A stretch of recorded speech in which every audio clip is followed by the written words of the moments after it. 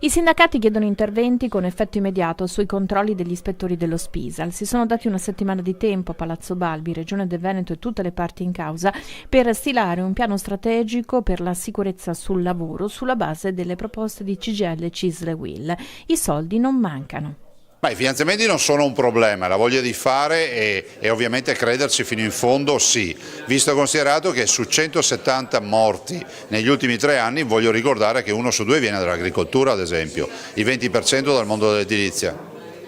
Condivisi tutti i punti che hanno presentato i sindacati?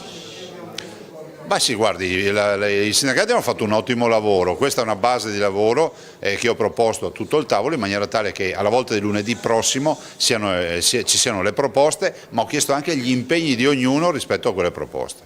Abbiamo bisogno di fare un lavoro di questo tipo, abbiamo anche bisogno, e questo lo abbiamo ribadito stamattina, di segnali immediati, perché l'emergenza che c'è necessita anche di segnali di inversione di tendenze immediate, come ad esempio la rapida messa in campo di un piano straordinario di rafforzamento degli ispettori dello Spisal. Quello che abbiamo sottolineato è il problema della formazione e il problema che ci sia, da parte delle aziende di investire in formazione, di investire sulla sicurezza e sulla qualità. Invitano a leggere i dati sugli infortuni con maggiore analisi sia INAIL che il Dipartimento della Prevenzione della Regione. Il Veneto non è maglia nera per le vittime nel 2018, nei primi 3 mesi sono 26 decessi compresi i casi in itinere. Maglia nera fa titolo, no, cioè che lo scorso anno c'è stata una diminuzione in particolare degli infortuni mortali che si è attestata al 23,5% e come non si è detto allora in 4 anni spariranno, perché sapevamo benissimo che era una frase assolutamente incoerente con la realtà, non bisogna aspettare intanto un anno per avere un dato un po' più, ma naturalmente porre in essere immediatamente tutte quelle cautele e quegli allarmi che se l'aumento di quest'anno dei primi 3 mesi può denunciare un calo di attenzione, va immediatamente richiamato.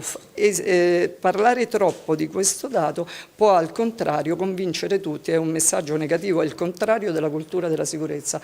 Operativamente vuol dire che abbiamo già un gruppo di lavoro che sta sviluppando per esempio la parte relativa alla chiamata attiva di coloro che sono stati esposti all'amianto. Oggi era presentato all'ordine del giorno un provvedimento in questo senso e quindi operativamente significa questo. Operativamente entro il 30 giugno le aziende ULSS, quindi gli Spisal, ci devono presentare quelli che sono i loro programmi di formazione rivolti alle scuole e anche quelli che sono le progettualità rivolte al sostegno dell'impresa, verso cui abbiamo deliberato a fine anno e abbiamo dato 9 milioni di euro per sostenere la formazione e progetti di miglioramento dell'impresa. Noi abbiamo deciso di proclamare un pacchetto di 8 ore di sciopero, le faremo se sarà necessario. Il percorso che si è aperto oggi è un percorso che ha già dei prossimi appuntamenti.